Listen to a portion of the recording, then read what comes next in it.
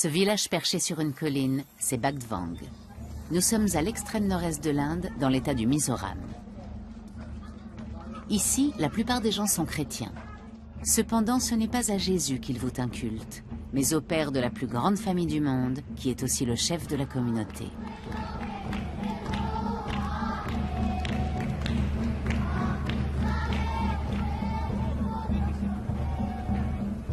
Dans la maison qui jouxte l'église, celui-ci se prépare au service religieux. Sionatchana, le divin. À 12 heures précises, il rejoint sa première femme, Satyangi, et ses 37 autres femmes pour se livrer avec elle au rituel hebdomadaire de prière et de danse dans l'église familiale.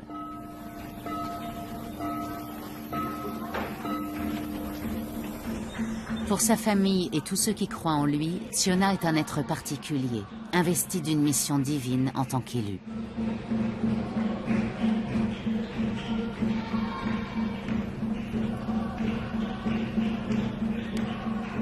La mission de l'élu est d'avoir la plus grande descendance possible. Sa réputation de Christ polygame s'étend désormais bien au-delà des frontières de l'Inde. Avoir 38 femmes et plus d'une centaine d'enfants et de petits-enfants, ce n'est tout de même pas banal.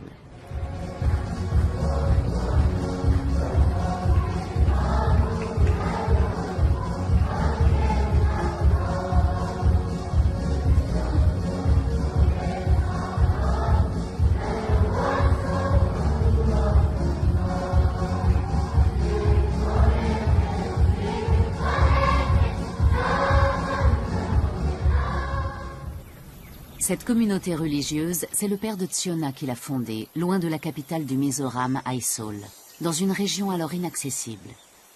Au début, ses membres étaient méprisés et marginalisés au sein du village de Bagdwang. Aujourd'hui, Tsiona possède la plus grande bâtisse à des kilomètres à la ronde et ses fidèles sont respectés pour leur travail et le niveau de vie très honorable auquel ils se sont hissés.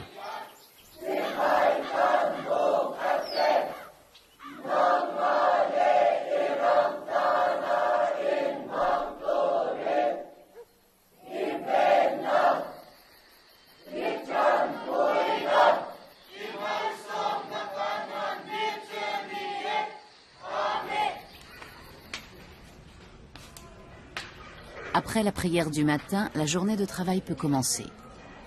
Pour survivre, cette immense famille doit être extrêmement bien organisée. Il faut pouvoir entretenir 38 femmes, 50 enfants, 48 petits-enfants, 18 belles-filles et 23 gendres. Une vingtaine de femmes sont responsables de la préparation des repas. Satyangi est la matriarche de la famille. C'est la première épouse de Tsiona, qui est mariée avec elle depuis plus de 50 ans. En charge de tenir la maison, elle répartit les tâches ménagères entre les différentes épouses. Querelles et jalousies sont bannies au sein du harem. Je trouve ça formidable, la façon dont nous nous occupons les unes des autres. Bien sûr, nous avons toutes nos faiblesses, mais ça ne regarde que nous. Quand je l'ai épousé, je me doutais qu'il épouserait d'autres femmes après moi. En fait, je le savais. Alors, comme je m'y attendais, je ne l'ai pas mal pris. C'est la volonté de Dieu que nous vivions ici tous ensemble. La volonté de Dieu et celle de Tsiona sont les deux moteurs de la vie de cette famille plus que nombreuse. Mon père nous donne des instructions et nous les suivons. C'est lui qui définit le travail que nous devons faire. Et nous le faisons. Ça peut être n'importe quoi. Je suis très proche de mon père. Je lui parle tous les matins et je lui demande ce que je dois faire dans la journée. Je peux tout lui demander et c'est ça que j'aime bien. Celles à qui ces règles ne plaisent pas peuvent partir. On n'oblige personne à rester au sein du clan. Sauf les enfants, que les femmes ne sont pas autorisées à emmener avec elles. Je n'ai jamais connu ma mère. Ça devait être une des épouses intermédiaires. C'est-à-dire qu'elle n'était ni parmi les premières, ni parmi les dernières qu'il a épousées. Je ne connais pas son numéro. Je ne sais pas quelle place elle avait exactement dans l'ordre des épouses. Je trouve ça formidable de faire partie de cette famille. Une grande famille, c'est plus agréable qu'une petite.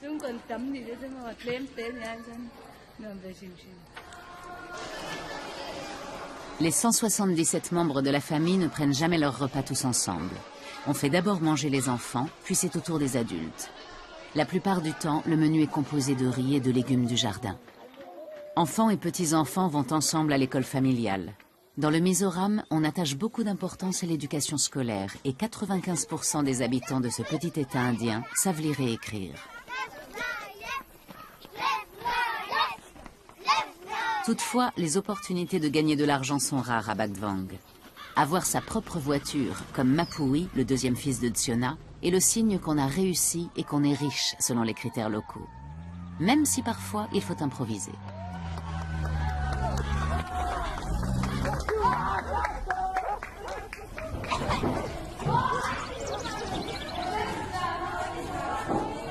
Les tâches quotidiennes doivent se succéder selon une routine bien établie. Chaque jour, il faut tamiser, laver et cuire 70 kg de riz.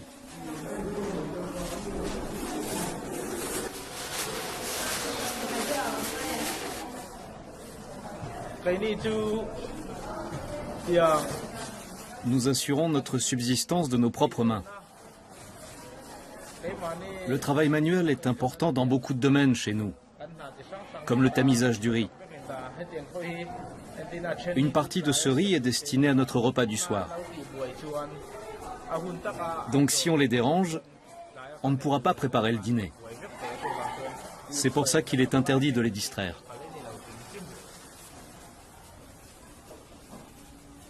Depuis que la plus grande famille du monde est dans le livre des records, elle a reçu de nombreux visiteurs. Cette photo de la nouvelle génération, ainsi que la famille s'appelle elle-même, a fait le tour du monde.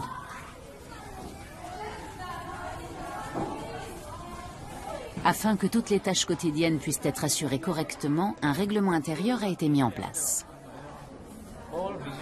Tous les visiteurs sont priés de respecter les règles suivantes. Premièrement, soyez aimables tout en restant discret à l'intérieur de la maison. Deuxièmement, n'entravez pas la préparation des repas ni tout autre travail. Ne prenez de photos que lorsqu'on vous y autorise. Il est interdit de monter aux étages supérieurs. Dispensez-vous d'entrer si vous n'êtes pas capable de respecter ces règles. Signé Shwantarun. Zhao Puya est le premier fils du premier fils de Tsiona. Il est responsable de la bonne marche de la maisonnée. Les femmes sont chargées de tout ce qui se rattache aux travaux ménagers. Elles nourrissent aussi les vaches qui, ici, ne sont pas sacrées. Leur lait est précieux et on ne le boit qu'aux occasions spéciales. Le reste de l'année, on le congèle et on le vend comme un breuvage de choix.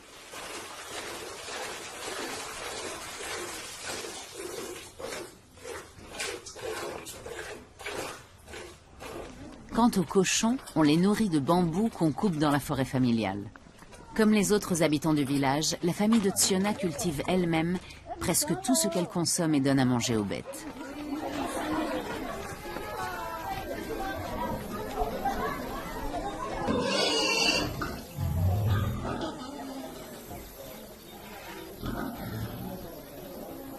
La préparation fastidieuse de la nourriture pour cochons est confiée aux épouses intermédiaires.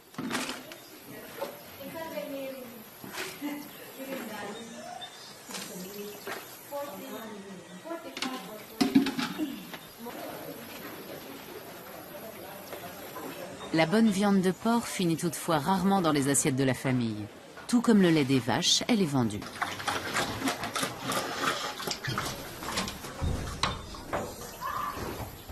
Dans les ateliers de menuiserie, ce sont les hommes qui travaillent. Ils fabriquent des bancs, portes et autres objets qu'ils livrent dans tout le Mizoram, y compris dans la capitale Aizawl, à 70 km de là.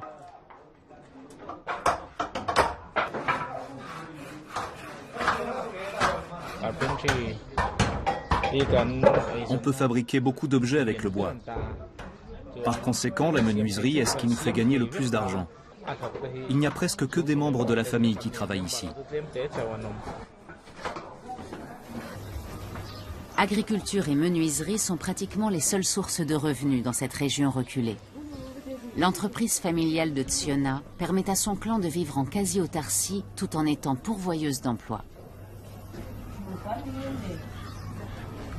Chaque matin, les adultes du village se réunissent devant la maison pour qu'on leur distribue le travail du jour. Ici, pas d'emploi fixe. L'argent est compté.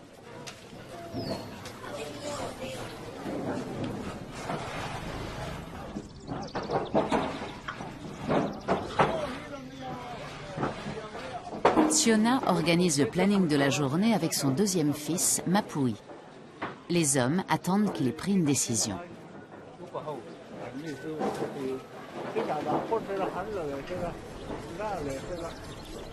Ces femmes gardent un œil sur lui tout au long de la journée. Mais il ne partage son temps qu'avec un petit nombre d'entre elles à la fois. À présent, c'est au tour de Mouani, l'épouse numéro 7. De plus en plus de villageois viennent ici dans l'espoir qu'on leur donnera du travail, même non rémunéré. Ils se contentent du prestige et de l'honneur que cela représente d'être au service de ce grand chef.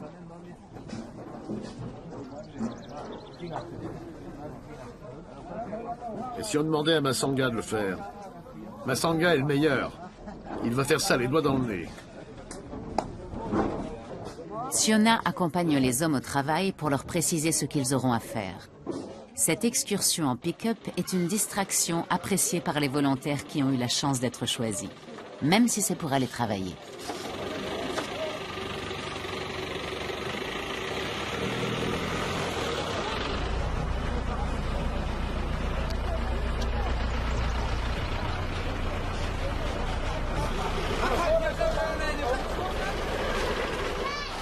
Tsiona veut faire de Bakdvang un site touristique. Il comporte déjà une attraction qui vaut le détour, la plus grande famille du monde. Néanmoins, le village manque encore de confort. En prévision des quarts de touristes, on améliore la chaussée.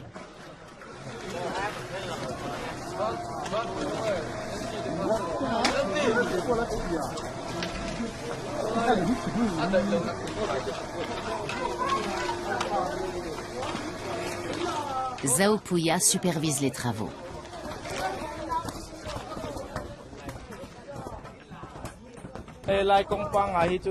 C'est le gouvernement qui a fait construire cette route. Mais on la trouve trop étroite. Alors on l'élargit à nos propres frais. Ici, chacun met la main à la pâte et souhaite compter parmi les membres utiles de la communauté de Tsiona. On croit en effet que quiconque veut se soustraire à ces travaux bénévoles sera frappé de maladie, tandis que ceux qui travaillent beaucoup jouiront d'une excellente santé.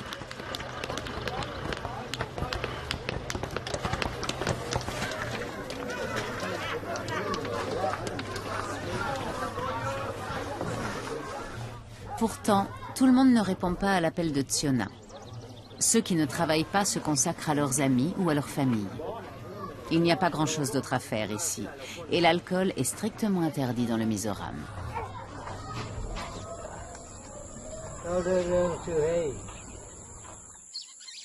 De l'autre côté du village, on n'apprécie pas particulièrement Tsiona et sa secte. Là-bas, ce n'est pas le polygame qu'on vénère, mais Dieu et son fils Jésus-Christ.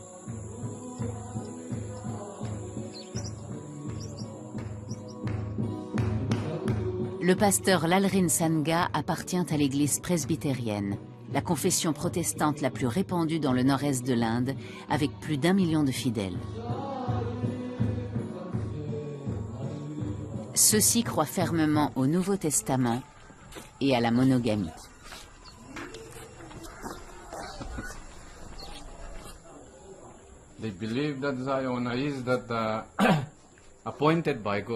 Pour eux, Tsiona est un élu de Dieu et un grand leader.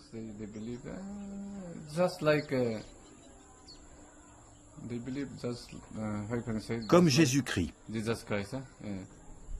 Ils croient en lui comme on croit en Jésus-Christ. Le village ne peut prendre aucune décision, ne peut rien faire sans son accord. À de nombreux égards, on pourrait le comparer à un roi.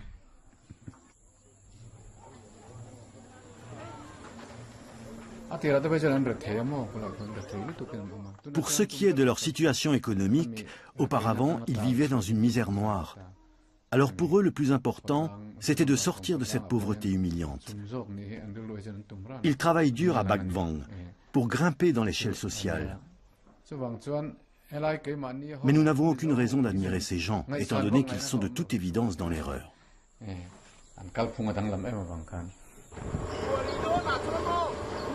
Zhao Puya pense que sa famille est vouée à un brillant avenir. Celle-ci mise sur l'expansion, et pas seulement démographique.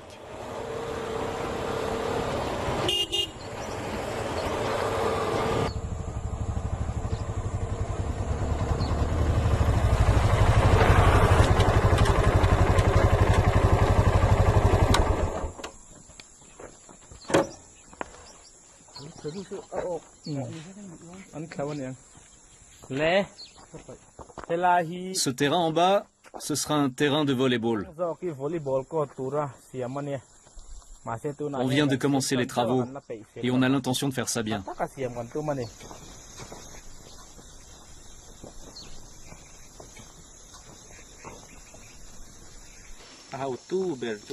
Le chef ici, c'est mon grand-père. On a commencé les travaux sous sa supervision. Là-haut, il y aura bientôt un gîte. Alors les vacanciers pourront jouer au volley ou au tennis.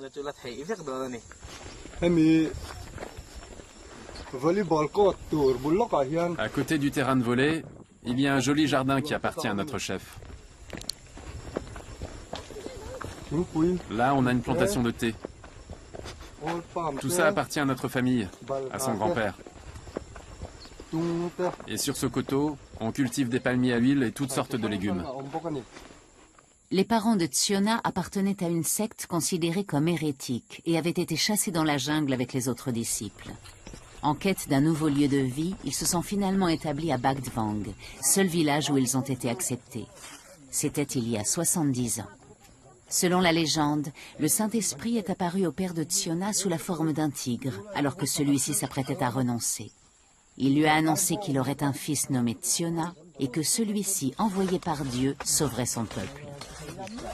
Il est tout naturel qu'élevé dans cet esprit, Tsiona trouve normal de prendre toutes les décisions, y compris en ce qui concerne le nombre et le choix des arbres à abattre. Toutefois, il ne se contente pas de faire travailler les autres. À 70 ans passés, Tsiona donne aussi un coup de main.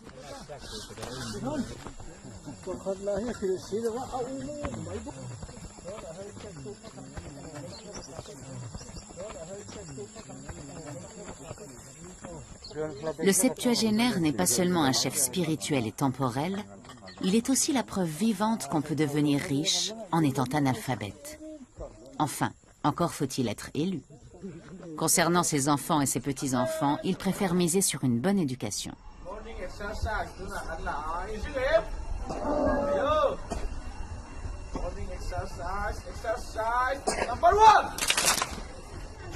En plus de son travail de menuiserie et d'encadrement des visiteurs, Zhao Puya, le petit-fils préféré du patriarche, enseigne à l'école de la nouvelle génération. Ses élèves sont tous des fidèles de Tsiona. Ils le servent et lui obéissent sans jamais remettre en question le bien fondé du culte qui lui est voué. Number 4.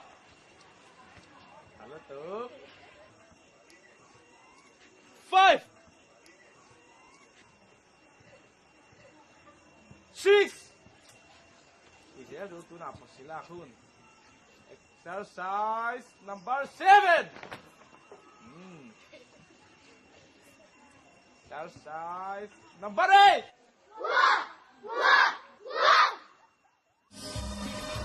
Les enfants sont élevés comme Tsiona l'estime juste, et selon les principes défendus par la communauté religieuse. La discipline et la soumission en font bien sûr partie.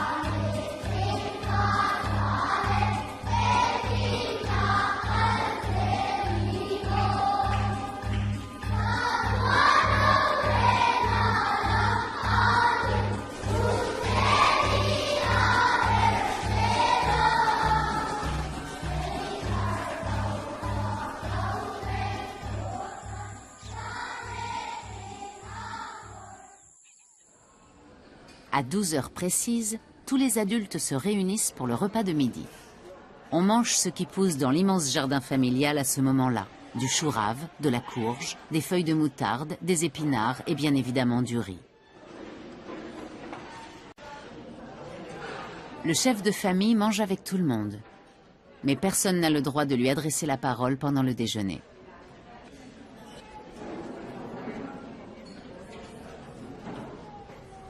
Les femmes acceptent la toute-puissance de Tsiona, ainsi que leur rôle de mère et de femme au foyer.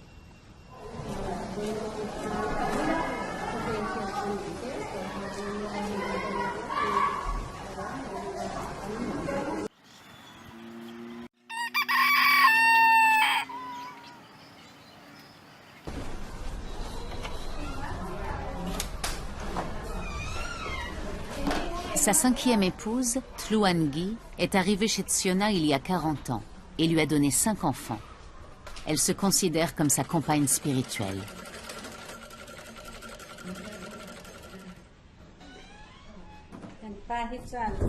Mon mari nous aime tous autant que nous sommes, à l'intérieur et à l'extérieur de la famille. Il aime toute sa communauté, absolument tout le monde.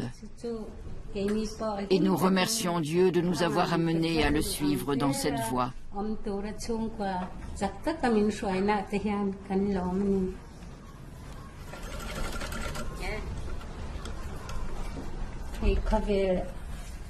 Bientôt arrivera pour nous le jour du jugement dernier.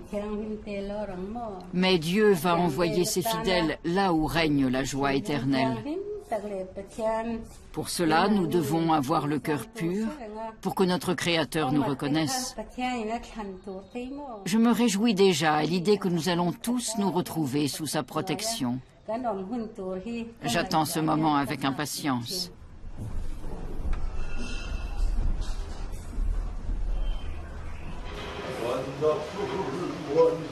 La nouvelle génération apprend ce qu'est l'amour et prend des leçons de vie sur Internet et via la télévision. Les jeunes d'ici sont particulièrement friands des séries coréennes. C'est la seule ouverture sur le monde qu'ils aient à Ban Vang.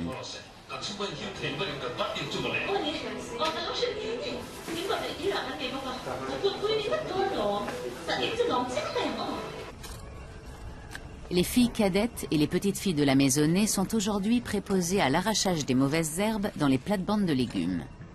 Ici, choux raves, concombres, courges et herbes aromatiques poussent sur des pentes escarpées. En ce moment, on regarde la série « Je t'aime, ne pleure pas ». Je ne veux pas d'un homme qui a déjà été marié comme dans la série.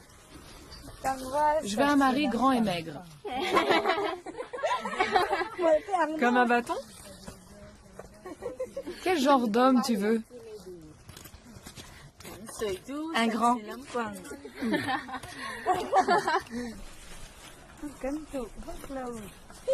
On ne veut pas partir d'ici pour trouver l'amour. Notre maison nous manquerait trop. C'est ici qu'on est le mieux. Pourquoi est-ce que je devrais partir chercher un homme ailleurs? Même s'il venait jusqu'ici, je préférerais un homme du village. On ne veut pas voyager. On détesterait se marier ailleurs qu'ici. Ça nous ruinerait la santé. Ça n'arrivera pas. On n'épousera pas un homme qu'on ne connaît pas bien. Mieux vaut un garçon pauvre et moche du village qu'un riche étranger. Par chance, il n'y a pas de garçons vraiment moches ici. Si on les regarde à travers l'œil de Dieu, ils sont tous mignons et bien faits. Ils sont tous bien bâtis, même s'ils sont un peu petits.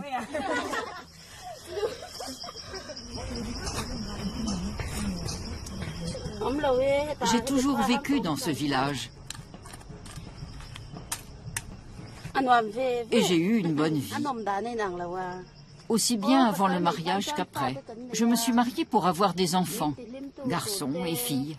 Les enfants nous rendent heureux et s'occupent de nous quand nous sommes vieux. Cet après-midi, c'est au tour des plus jeunes épouses de tenir compagnie à leur mari. Celui-ci va expertiser un terrain qu'il voudrait transformer en potager. La famille s'agrandit si vite qu'elle a toujours besoin de nouvelles terres afin de faire pousser assez de légumes pour se nourrir, sans oublier le fourrage pour les animaux. Le terrain est extrêmement escarpé et glissant, pas facile d'y faire un potager.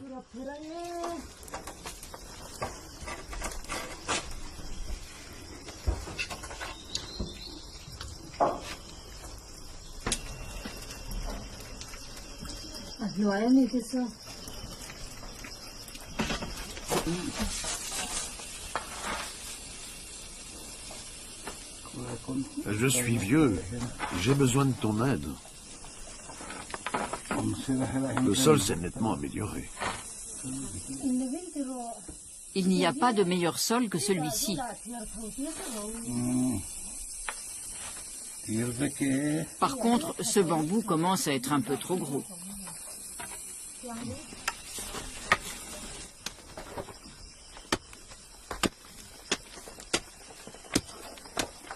Tsiona s'est mariée pour la première fois à 17 ans. En fondant ce qui allait peu à peu devenir cette immense famille, il a agrandi la communauté religieuse fondée par son père et perpétué la tradition familiale. Même si certains continuent à la considérer avec mépris, il peut se vanter d'avoir réussi une belle ascension économique. Il ne s'en inquiète pas moins pour sa famille toujours plus nombreuse, qu'il lui faut nourrir et entretenir jour après jour. Nous ne pouvons pas tous rester ici. Certains s'en vont, mais d'autres reviennent. Si vous saviez les maux de tête que ça me donne.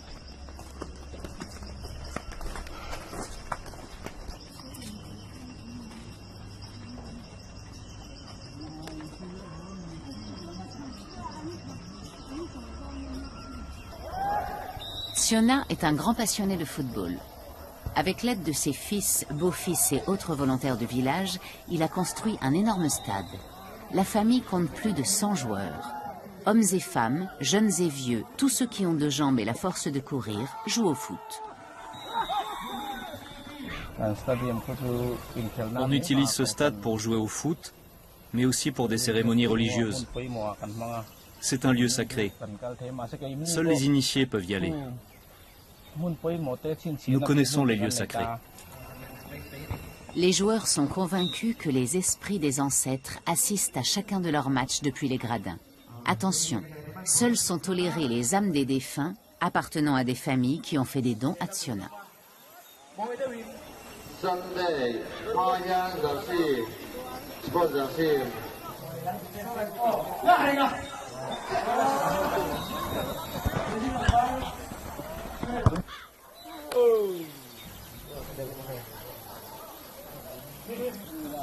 Pas étonnant qu'il règne un air de famille par ici. En plus des spectateurs, 3 des équipes qui jouent en demi-finale sont intégralement composées de membres du clan familial. À Batvang, les équipes ne comptent que 9 joueurs. Mais quand même, vous connaissez beaucoup de familles qui comptent 27 joueurs de foot. Je suis le petit-fils de Tsiona. Lui, c'est un de ses fils. Et lui, c'est un autre petit-fils. Nous vivons tous dans sa maison. Mon grand-père adore le foot. Et c'est notre passion à nous aussi. Dès que nous avons un moment de libre, nous jouons au foot ensemble.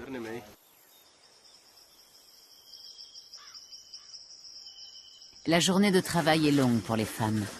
Quand elles se sont enfin acquittées de toutes les tâches qui leur sont attribuées quotidiennement, elles doivent encore s'occuper du linge. Et ici, pas de machine à laver, ni même d'eau courante.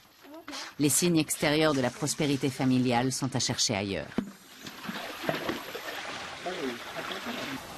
Zhao Puya, le plus âgé des petits-fils, semble privilégié. Mais lui aussi doit se plier strictement à la volonté du patriarche. C'est Tsiona qui décide où et comment Zhao Puya doit vivre et celui-ci n'a pas d'argent à lui. Même sa moto appartient comme tout le reste au chef de famille. Il n'y a qu'en amour que Zhao Puya est son propre maître. Il a connu sa femme à l'école et l'a épousée à l'âge de 20 ans. Aujourd'hui, il est lui-même père de famille. Son deuxième enfant est en route. Ce sera le 178e membre de la tribu.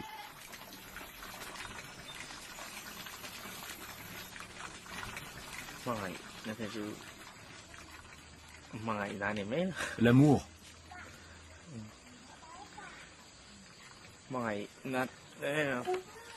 Quand on aime vraiment quelqu'un, comme j'aime ma femme, alors une fois mariés, on prend soin l'un de l'autre et on fait preuve de compréhension l'un pour l'autre.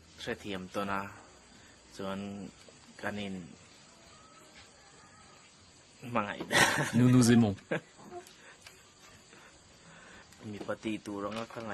Mais je pense que la femme doit obéir à l'homme. C'est écrit dans la Bible. Comme les hommes doivent obéir à Jésus-Christ. Le devoir d'un homme est donc de travailler dur et de s'occuper de sa femme et de ses enfants. Voilà. C'est mon opinion. Il est clair que c'est bien lui qui porte la culotte. Dans le Mizoram, le patriarcat trouve sa justification dans la Bible et répond à la volonté divine. Contrairement à son grand-père, Zaupouya n'a qu'une seule épouse et compte bien en rester là. Après tout, ce n'est pas un élu, mais un simple mortel, comme les autres habitants du village. Pour la plupart d'entre eux, il est déjà bien assez difficile d'entretenir une famille de taille réduite.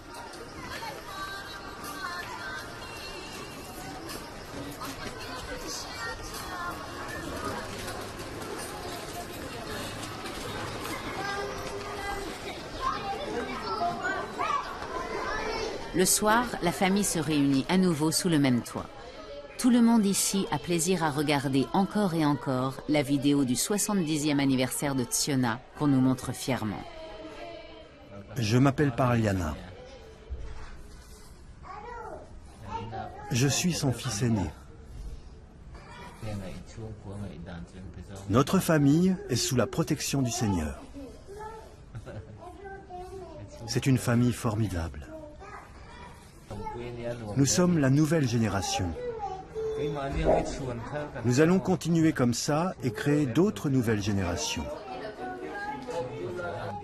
C'est merveilleux de vivre au sein d'une si grande famille, en harmonie.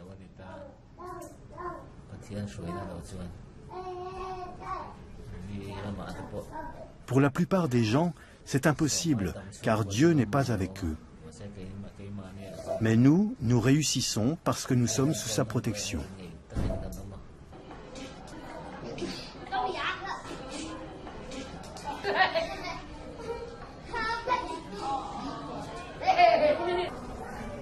Les plus jeunes membres de la famille se réunissent plusieurs fois par semaine. Cela participe d'un programme pédagogique.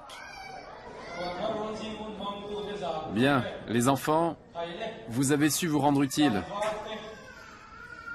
Vous avez fait de grands progrès. Nous en sommes très soulagés. Continuez comme ça. Considérez comme de votre devoir d'encourager les autres à exploiter leurs talents et à développer leurs aptitudes dans les domaines qui les intéressent, pour notre Seigneur, son royaume et l'humanité. Les chansons et les prières ont toutes été écrites par le fondateur de la communauté religieuse, Chana, le père de Tsiona. Elles sont accompagnées d'une danse folklorique appelée Cheilam, à travers laquelle les jeunes fidèles expriment leur joie et perpétuent une longue tradition.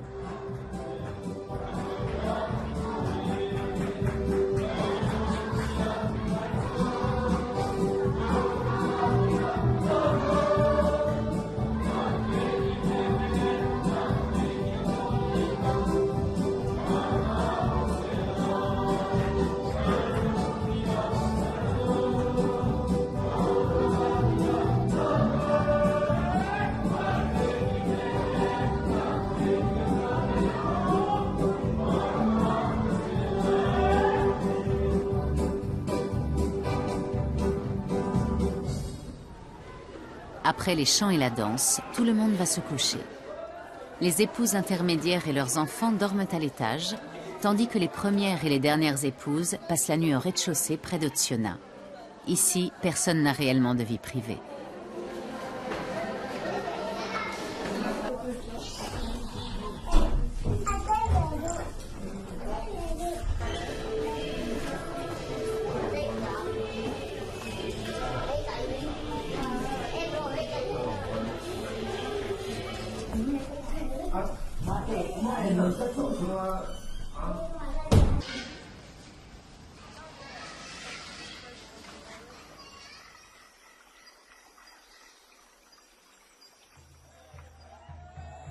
petit matin, les jeunes de la famille se réunissent régulièrement avec les jeunes de la communauté pour se livrer avec eux à une procession matinale.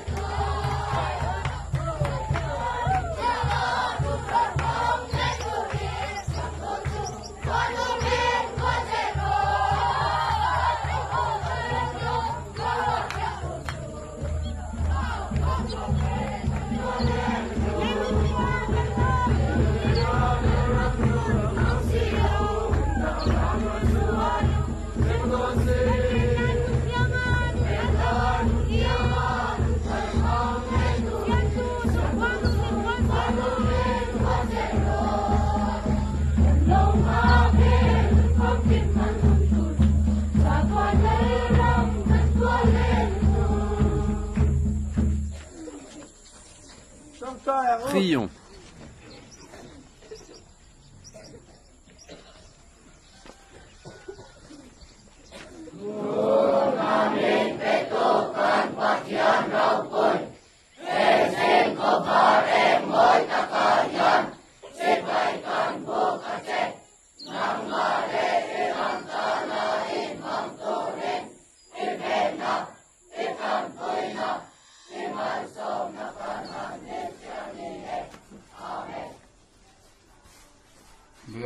Ce ne sont ni des hindous ni des musulmans.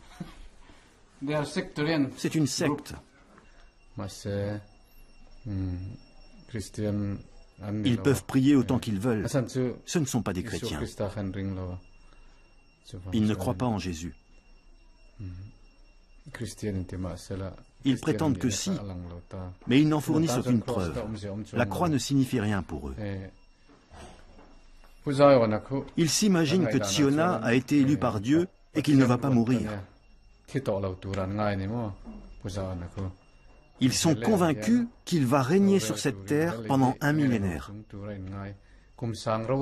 Ils le vénèrent comme un demi-dieu et le croient immortel.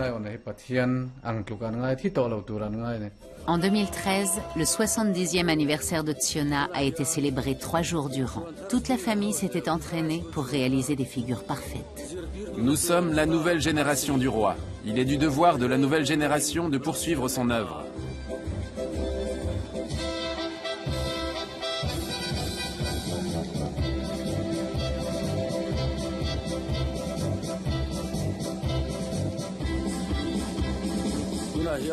En tant que nouvelle génération élue par Dieu, nous savons qui nous sommes.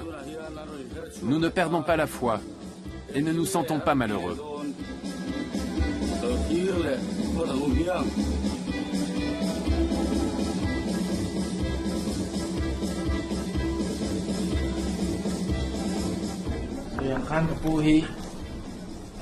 Nous le respectons et nous vivons selon sa parole.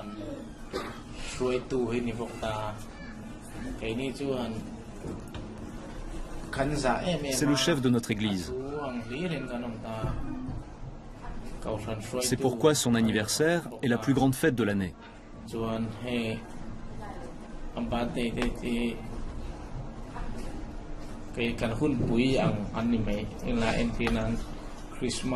C'est un peu notre Noël. Sauf que c'est bien plus important que Noël. Nous accordons beaucoup plus de valeur à ces célébrations.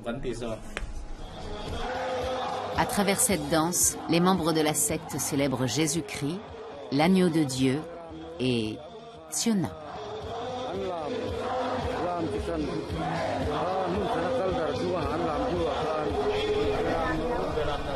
Beramno signifie agneau de Dieu. Il se positionne pour former les mots Beramno.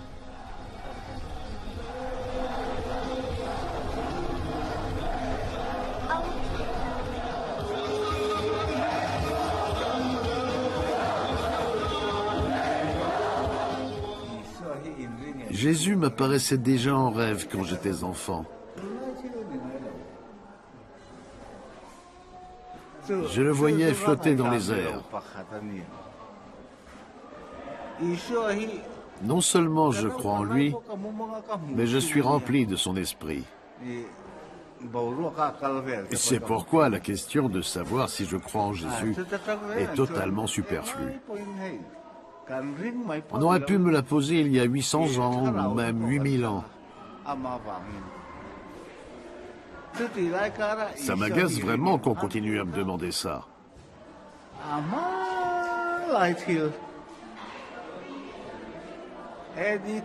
On ne devrait plus me poser des questions aussi stupides et ressassées. Je n'ai rien d'autre à ajouter à ce sujet.